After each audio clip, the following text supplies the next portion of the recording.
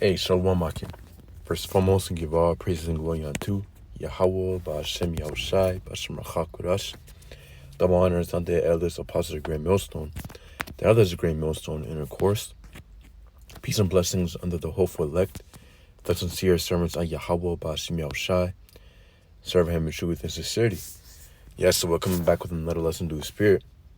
This lesson will be based off of this article I was reading from nationalnews.com, which says Denmark to tax livestock, farts and burps starting in 2030. Yeah, and as crazy as this title sounds, it's very well true. So to read this article, it says, in order to achieve its planned 70% reduction in greenhouse gas emissions by the year 2030, Denmark will soon start taxing burps and farts from livestock animals like cows, sheep, and pigs. The first country in the world to target methane, Denmark is going after farmers and the agriculture industry at large as part of its war on GW. It says Taxation Minister Jeb Bruce, if I'm pronouncing that right, it says revealed that livestock farmers will have to abide by the new rules, which will involve measuring and taxing the gas released by animals as they eat, poop, and go about their days. Yeah, so it says starting in 2030, Danish livestock farmers will have to start paying a punitive financial imposition. To quote in one media source, 300 kroner, or around $43 per ton of carbon dioxide released. By 2035, that will increase to 750 kroner, or around 108. So it says because of an income tax deduction that amounts to 60%, the actual cost to farmers will start at 120 or 17 to 30 cents. In 2030, and increased 300 kroner, 42 and 95 cents by 2035. So, yeah, hey man, this is very well true. So to read this part again, it says, or to read this last part, it says, we will take a big step closer in becoming sea neutral in 2045, Bruce said in his announcement about how Denmark will be the first country in the world to introduce a real CO2 tax on agriculture in hopes that other countries will follow suit. So, I mean, obviously, man, it's a big agenda behind this. I mean, one thing is free money for the elite. You know, if they're able to tax something that, you know, occurs naturally, and that's been, keep in mind, this has been occurring naturally for thousands of years, really. Since, I mean, pretty much when the earth began, I mean, cattle were always there. But all of a sudden, it's a problem now, right? You know, for thousands of years, cattle have been on the earth, but all of a sudden, now, you know, they're causing damage to the earth. So obviously, it's a big agenda behind it. You know, again, free money for the elite. Also, they're able to have more control, you know, over the food, because obviously it's going to be, you know, if this, yeah, because, you know, farmers won't be able to pay for their livestock, so that means that, or, you know, they won't be able to have as much of their livestock, you know, if they're getting taxed pretty much per cattle, you know, per ton.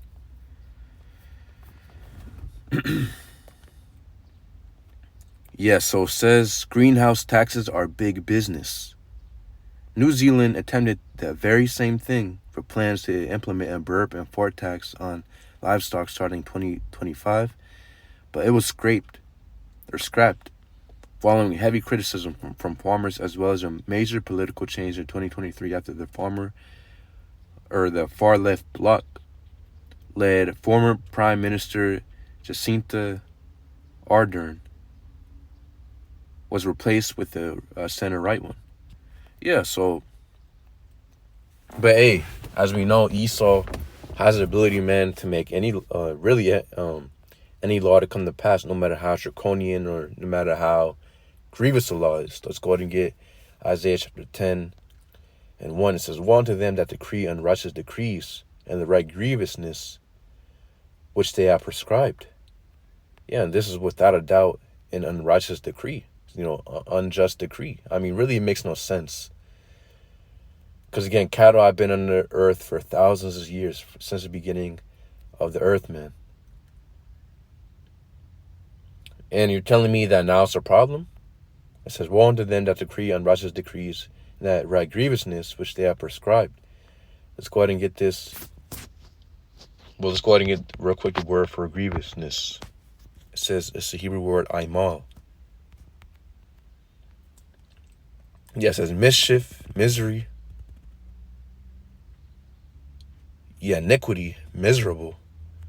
And when you get that word for mischief, of course, in the regular dictionary, it means, yeah, it says a person responsible for harm or annoyance, harm or trouble caused by someone or something. Yeah, this is trouble caused by this devil, man. I mean, Esau is a very mischievous person. As soon as you wake up, I mean, it's one thing. So many things happen that this devil introduces. Every single day you wake up, you wake up to a new grievous law that's introduced that, you'd even know. Again, hey, Esau will make anything a decree, such as literally cows in a livestock burping or farting. This is the person who rules over us. So to get this in the NLT, it says, Isaiah chapter 10 and 1, it says, "What sorrow awaits the unjust judges and those who issue unfair laws." The NIV says, "Woe to those who make unjust laws. Woe to those who make unjust laws, to those who issue oppressive decrees." Yeah, oppressive, man. And this is oppressive. This is going to oppress the farmers. So again, and we already know what this is leading to. Ultimately, they want to have more control over the food, and they want to introduce a famine. More taxes on the farmers means less farmers and, I mean, obviously less livestock. So it says, going back to the article, "For now, New Zealand will exclude all agriculture in the country from its emission trading scheme, which still aims to punish people for living their lives in the name of keeping things green. As for Denmark's scheme, the government there has not yet indicated how it plans to measure the gas releases of each and every animal within its territory in order to oppose the newly attached tax. It is probably apparent to most of our readers that all of this is nonsense, or that all of this nonsense has nothing to do with the planet or the environment, and everything to do with limiting all freedom and sucking dry the world's proletariat with onerous taxes that will further enrich the aristocracy, reduce the food supply, and drive up inflation. It's all a scam to take more money from the people and remove our food sources and money so they can control the population," one commentator wrote about the insanity of Denmark's plan. Fight back, Denmark. Yeah, so hey, there you have it, man. A lot of people already know that this is BS. Going real quick to Isaiah chapter 10 and 2, it says, "To turn aside the needy from judgment, to take away the right from the poor of my people, that widows may be their prey, and that they may rob the fatherless." And the top on their list, the elite international bankers, which are all Edomites, Amalekites. Of course, we already know Esau goes back to the so-called white man. Our oppressors, the ones who overtook us and have oppressed our people. The English, the Spanish, the French, the Portuguese, and whatever. They all oppressed us. And some of these other, pretty much these other European nations.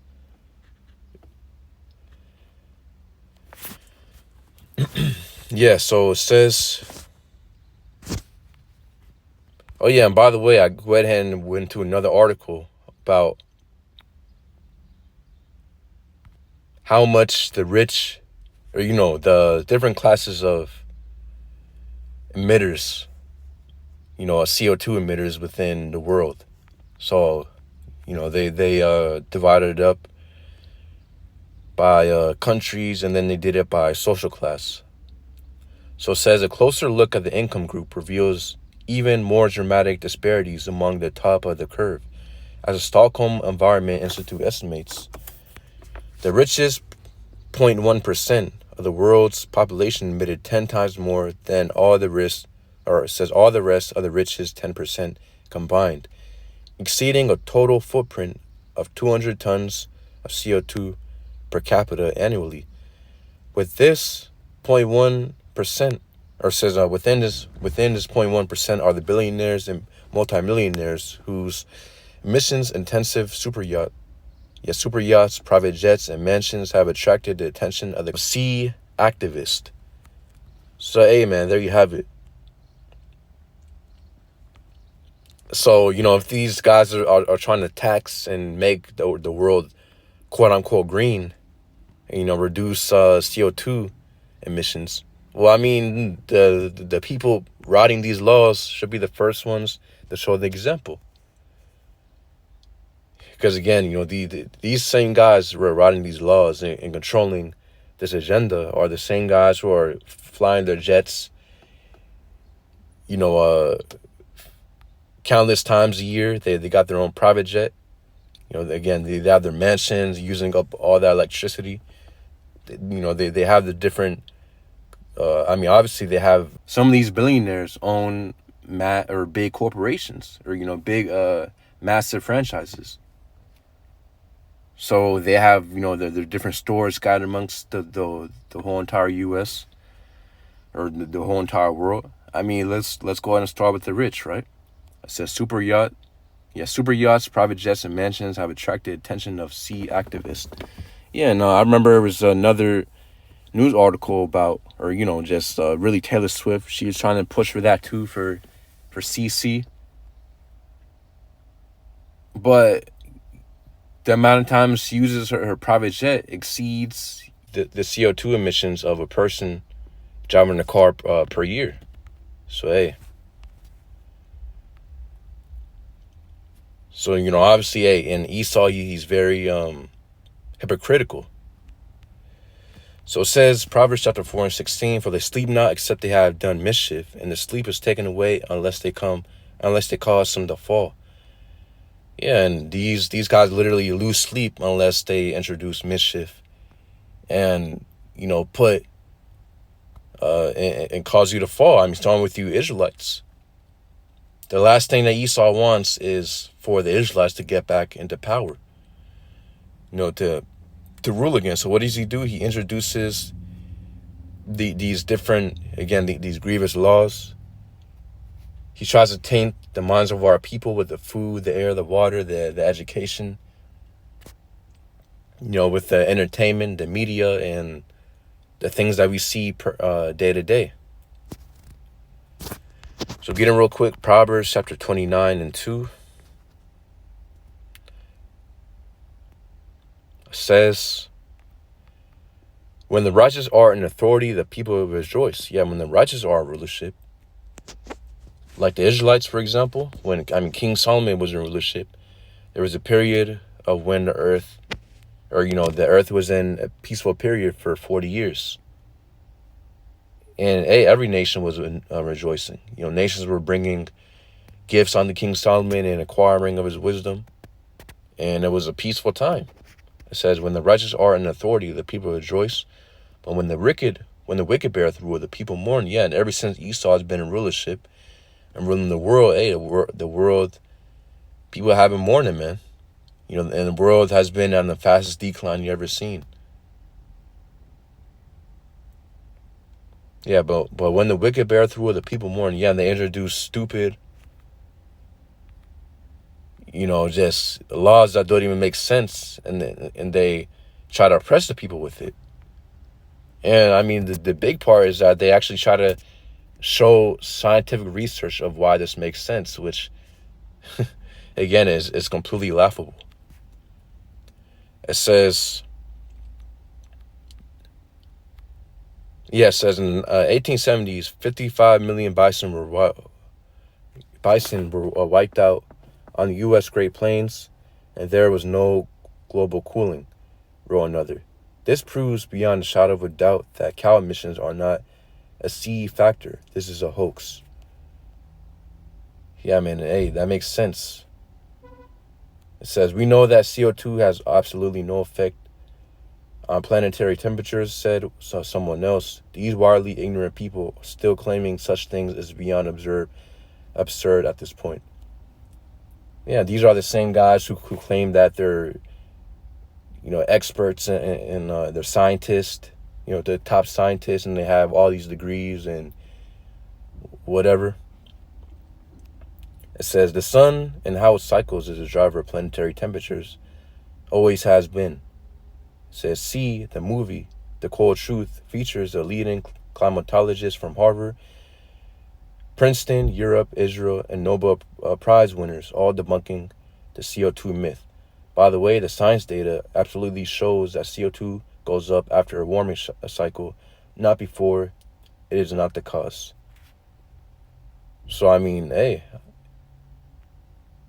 So, obviously, it's an agenda, and people know that. And, hey, really, that's how the Lord, hey, at the end of the day, the Lord is the one who controls the temperature. And, and again, the Lord created the sun and the moon. And the Lord already has the earth set up to where, things are balanced.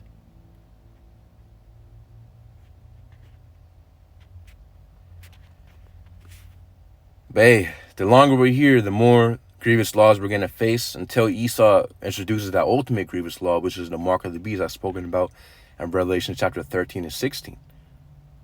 Which, he's going to try to make everybody take it. He's going to make it where you won't be able to buy or sell without it. And, before that, he's going to come with more grievous laws to try to oppress, starting with the Israelites. He wants to oppress us. But yeah, I just want to bring that out quick. Lord's will you blessed to edify. Yahweh Ba'Shem Yahushai B'Shem Makak Shalom.